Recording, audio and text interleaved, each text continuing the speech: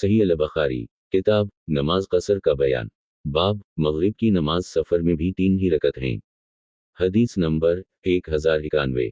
तर्जुमा अब्दुल्लाह बिन उमर रज़ी अल्लाह अन्हु से रिवायत करते हैं। अब्दुल्लाह बिन उमर रज़ी अल्लाह अन्हु ने बयान किया कि मैंने रसूल अल्लाह सल्लल्लाहु अलैहि वसल्लम को देखा कि जब आप सल्लल्लाहु अलैहि वसल्लम को सफ़र में जल्दी पहुंचना होता तो मग़रिब में ताख़ीर करते, यहाँ तक कि मग़रिब और इशा दोनों को मिलाकर पढ़ते।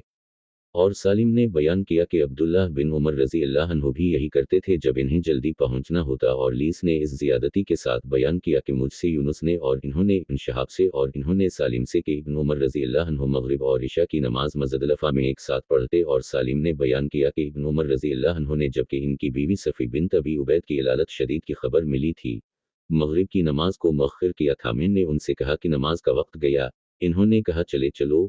मैंने कहा नमाज का वक्त गया, इन्होंने कहा बढ़े चलो। यहाँ तक कि 2 या 3 मील आगे चले, फिर उतरे और नमाज पढ़ी। फिर कहा कि मैंने नबी सल्लल्लाहु अलैहि वसल्लम को उसी तरह नमाज पढ़ते देखा है जब आप सल्लल्लाहु अलैहि वसल्लम को जल्दी जाना होता।